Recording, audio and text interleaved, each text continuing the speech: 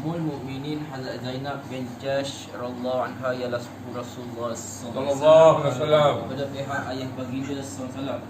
Beliau memeluk Islam sejak permulaan Islam lagi. Pada permulaan beliau dinikahi dengan Hazrat Zaid bin Harithah radhiyallahu anhu, iaitu seorang hamba yang dibebas oleh baginda sallallahu alaihi wasallam dan juga anak angkat baginda sallallahu alaihi wasallam. Sebab itulah beliau dipanggil Zaid bin Muhammad.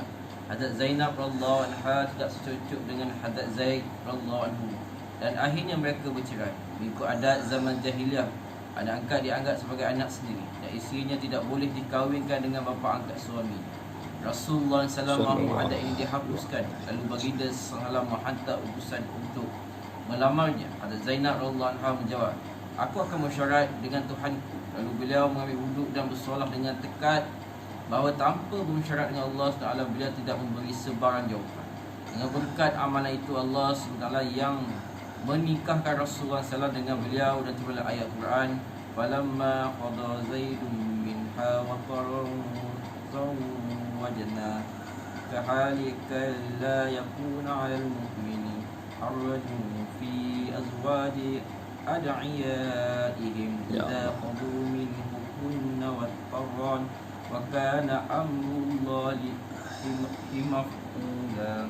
Maka takkanlah Zaid radhiyallahu anhu telah mengakhiri keperluannya terhadap isterinya, menceraikannya, kami kahwinkanlah kamu dengan dia supaya tidak ada keberkatan bagi orang mukmin berkahwin dengan isteri anak angkat mereka apabila anak-anak angkat itu menyelesaikan keperluan daripada isterinya, dan ketetapan Allah SWT itu pasti terjadi.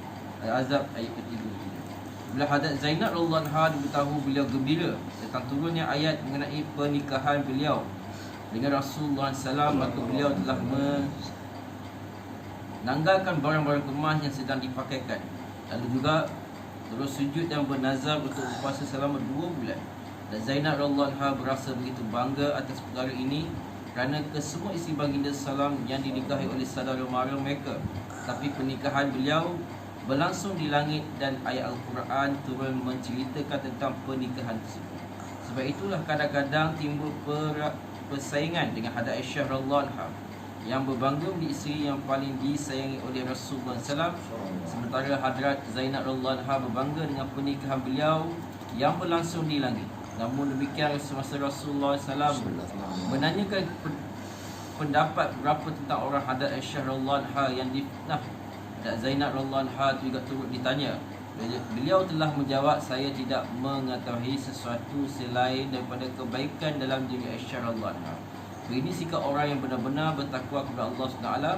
Sekiranya tidak kerana takwanya, inilah peluang yang baik untuk memfitnah dan menjatuhkan maruah madunya di hadapan suami, dan tambahan pula madunya itu merupakan isteri yang sangat disayangi oleh Rasulullah SAW. Namun demikian, beliau dengan tegas membela Hazrat Aisyah radhiyallahu anha dan memujinya. Hazrat Zainab radhiyallahu anha ialah seorang wanita yang sangat solehah. Beliau kerap berpuasa dan banyak mendirikan solat sunat.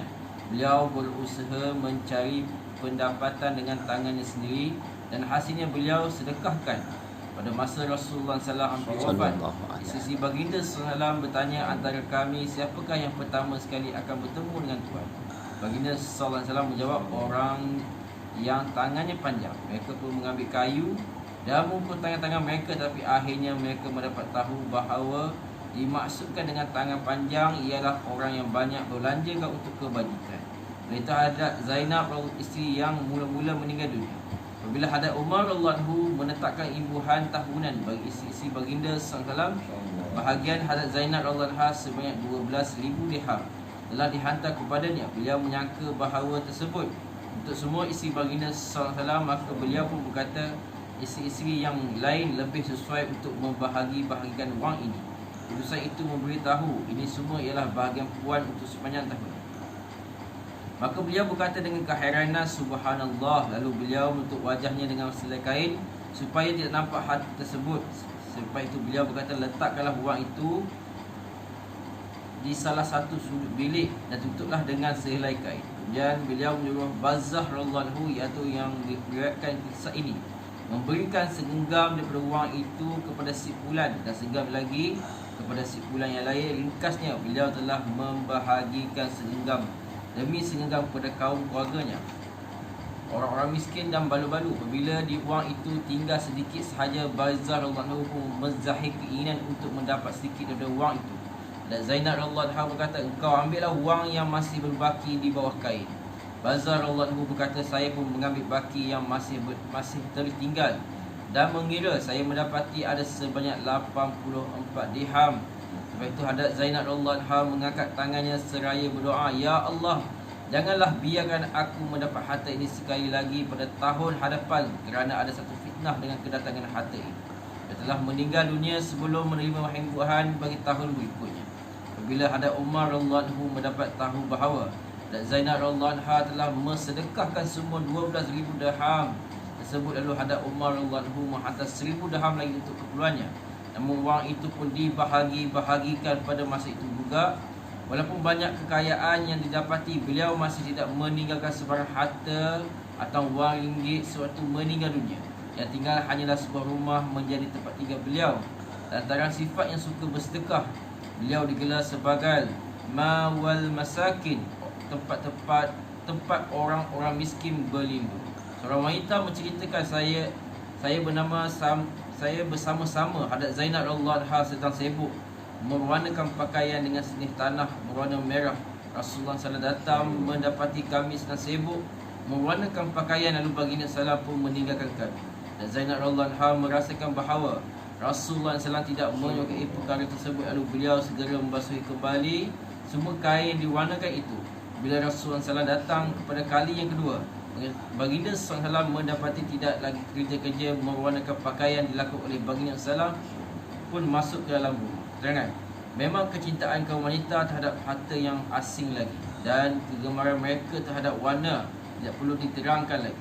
Namun Hadrat Zainab radhiyallahu anha yang merupakan seorang wanita, tapi beliau tidak pun gemar untuk menyimpan harta disebabkan ada tanda di ketidaksukaan baginda salam telah melunturkan semua warna-warna dengan pakaian yang telah diwarnakan.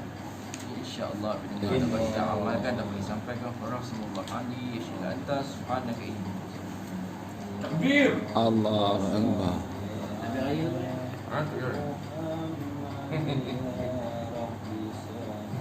Ya, buat kes motor. Dia masuk Facebook. Rino dulu. Dia nanti.